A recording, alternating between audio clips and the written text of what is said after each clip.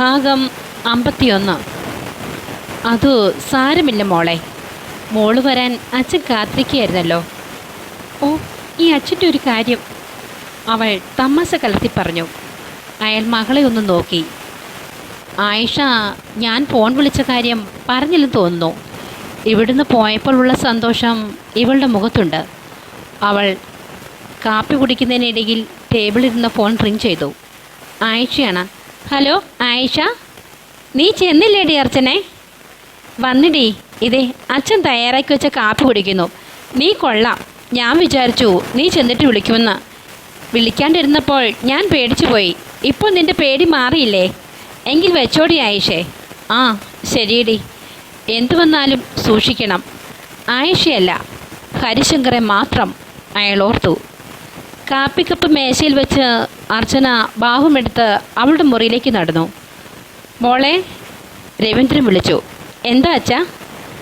ആയിഷ എന്തു പറഞ്ഞു മോളെ? ഓ, എന്തു പറയാൻ? അവൾ തിരിഞ്ഞു നടന്നു. ഞാൻ പറയില്ല എന്ന വിശ്വാസം കൊണ്ടല്ലേ അച്ഛൻ വിളിച്ചു പറഞ്ഞ കാര്യമെല്ലാം ആയിഷ എന്നോട് പറഞ്ഞത്. അവൾ ചിന്തയോടെ മുറിയിലേക്ക് മറഞ്ഞു. 2 ആഴ്ച വേഗം കടന്നുപോയി. ഹരിശങ്കർ ഭവിശങ്കറിൻ്റെ ഉള്ളിലെ ചിന്തയുടെ റൂമിൻ്റെ വരാന്തയിലിരുന്നു. ഇനിയും രവീന്ദ്രൻ എന്തിനു ജീവിക്കുന്നു? അവന് താൻ അനുവദിച്ച സമയം തീർന്നിരിക്കുന്നു. പിറ്റേന്ന് അർച്ചനയുടെ കണ്ണീര് കാണാൻ താൻ അവിടെ ഉണ്ടാകാൻ പാടില്ല. അയാൾ പേടിച്ച് ചാവണം. 3-4 വർഷങ്ങൾക്ക് മുൻപ് കൊന്നു തള്ളിയ ഭവിശങ്കർ തന്നെയാണ് ഈ ഹരിശങ്കറെന്നും എൻ്റെ 2ാം ജന്മം എന്തിനാണെന്നും അവനെ അറിയിച്ചു കൊടുക്കും. അർച്ചനയിൽ മറവിൽ നിന്ന് ഞാൻ കാക്കും. അവൾ പോലും അറിയാതെ അദൃശ്യനായി തന്നെ എൻ്റെ സാമീപ്യം അവൾ അറിയും. ഇനിയൊരു മരണം എനിക്കില്ല. പാഴായിപ്പോയ എൻ്റെ ജന്മം ഒന്നും നേടാനായില്ല.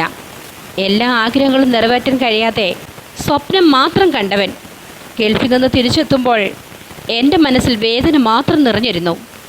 അച്ഛന് ഡ്രൈവിങ്ങിനിടയിൽ പറ്റിയ തെറ്റ്, നിയന്ത്രണം തെറ്റിയ കാർ കൊക്കയിൽ പതിച്ച് 4 മരണം. മരണത്തിനു ശേഷവും രവീന്ദ്രൻ്റെ 3 മക്കളും ഇടവും വലവും തനിക്ക് താങ്ങായി നിന്നു. അതിലെൻ്റെ മനസ്സിൽ പതിഞ്ഞ മുഖം അർച്ചനയുടേതായിരുന്നു. അവളുടെ മുഖം എന്നെ ഗൾഫിലേക്ക് തിരിച്ചയച്ചില്ല. ഒറ്റത്തടിയായ എനിക്ക് എന്തിന് ഗൾഫ് ജീവിതം? ഭാര്യ കൂട്ടാൻ പോയത് 2 സഹോദരിമാർക്ക് വേണ്ടി മാത്രം. ഇനി ഒന്നും എനിക്ക് ആവശ്യമില്ലെന്ന് തോന്നി. അങ്ങനെ ഗൾഫ് ജീവിതം അവസാനിച്ചു. പീരുമേട്ടിലെ എൻ്റെ വീട്ടിൽ ഇരുട്ട് പരക്കുന്ന രാത്രിയും വെളിച്ചം വിതറുന്ന പകലും മാത്രമായിരുന്നു എനിക്ക് കൂട്ടിന്. എൻ്റെ വീട്ടിലേക്ക് അപ്രതീക്ഷിതമായി രവീന്ദ്രനെ അച്ഛനെയും ഒരിക്കൽ കടന്നു വന്നു. രവീന്ദ്രന് ഒരു മകനോടുള്ള കരുതലും വാത്സല്യവും നിറഞ്ഞു നിന്നു. അയാളിൽ നഷ്ടപ്പെട്ടു പോയ എൻ്റെ അച്ഛനെ ഞാൻ കണ്ടു. ആ മനുഷ്യൻ്റെ സ്നേഹത്തിൻ്റെ വെളിച്ചം എന്നെ വഴി നടത്തി. എൻ്റെ സഹോദരിയായി അർച്ചനയെ കാണാൻ എനിക്ക് കഴിഞ്ഞില്ല. അവൾക്ക് ഞാൻ എൻ്റെ കാമുകി എന്ന പേരിട്ടു. എൻ്റെ നീർന്ന വേദനകളിൽ അവളോടുള്ള ഇഷ്ടം ഞാൻ ഒളിപ്പിച്ചു വെച്ച് നടന്നു.